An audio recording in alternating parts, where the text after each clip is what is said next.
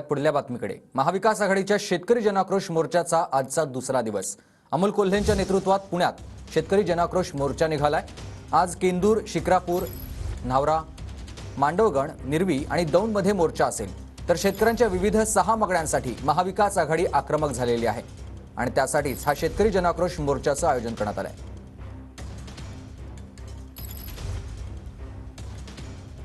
दुसरा दिवस आहे आणि दुसऱ्या दिवशी खरं तर अमोल कोल्हे आपल्यासोबत आहेत। दादा, आज शेतकरी आक्रोश मोर्चाचा दुसरा दिवस आहे आणि कसा दिवस असणार आहे, कशी सुरुवात असणार आहे?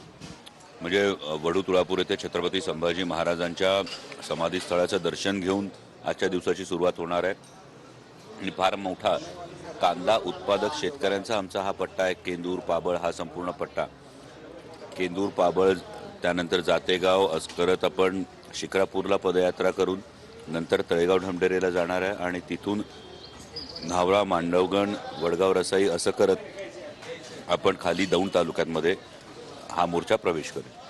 खरं तर काल जयंत पाटील तुमच्या रॅलीमध्ये मोर्चामध्ये सहभागी झाले होते, मात्र एकीकडे आपण पाहिलं की काल सभेमध्ये बोलताना त्यांनी चक्क अजित पवार यांनाच आव्हान दिलं आहे, कारण की तुम्ही छत्रपती शिवाजी महाराजांची भूमिका केली, संभाजी महाराजांची भूमिका केली आणि या भूमिका करणाऱ्याला कोण पाडू शकत नाही, असं कुठेतरी आव्हान त्यांनी अजित पवारांना दिलं। मला वाटतं प्रदेशाध्यक्ष या नात्यानं, राष्ट्रवादी काँग्रेस पक्षाचे प्रमुख नेते या नात्यानं मी नक्कीच जयंत पाटील साहेबांचा आभारी आहे की जेव्हा कार्यकर्ता एखादी संघर्षाची भूमिका घेतो आणि त्यावेळी नेता अशा पद्धतीने पाठराखण करतो, त्याबद्दल मी जयंत पाटील साहेबांचं मी मनापासून खरं तर आभारी आहे। आज पाहतो की खरं तर 5 वर्ष मतदारसंघात अमोल कोल्हे फिरले नाही, मात्र शिक्रापूरच्या एका साध्या हॉटेलमध्ये आज मिसळवरती ताव मारताना आपल्याला खासदार पाहायला मिळतात।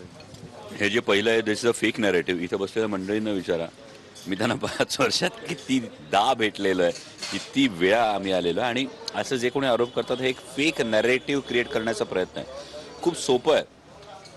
अमोल कोल्हेंवर भ्रष्टाचाराचा डाग नाही, अमोल कोल्हे भ्रष्टाचाराच्या आरोपात अडकत नाहीत, अमोल कोल्हेंचा ना कारखाना आहे, ना त्यांची परदेशात कुठली कंपनी आहे, ना त्यांच्यावर ईडीची चौकशी आहे, ना काही आहे। मग असं म्हणायचं असेल तर मग दुसरं काहीतरी एक गोष्ट ही महत्त्वाची सांगणं हे मला गरजेचं वाटतं आणि असं ज्यांचा कुणाचा आक्षेप असेल, माझं त्यांना खूप सिंपल एक विनंती आहे की माझ्या फेसबुकची टाईमलाईन, इंस्टाग्रामची टाईमलाईन ही आपण कळकळीने बघा। हा जो समोर आपल्याला पुणे नगर हायवे दिसतोय, हा पुणे नगर हायवेचा प्रश्न गेल्या 20-25 वर्ष इथल्या वाहतूक कोंडीचा हा प्रश्न प्रलंबित होता, 20-25 वर्ष। आणि आता माननीय गडकरी साहेबांच्या माध्यमातून या हायवेवर थेट वाघोलीपासून ते शिक्रापूर क्रॉस करून पुढे हा त्याचा उड्डाणपूल होणार आहे।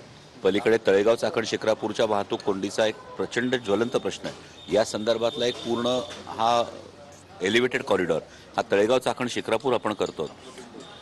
नॅशनल हायवेच्या माध्यमातून जवळपास 19,500 कोटी रुपयांच्या प्रकल्पाची निविदा प्रक्रिया सुरू आहे। ही आश्वासन नाही फक्त, ही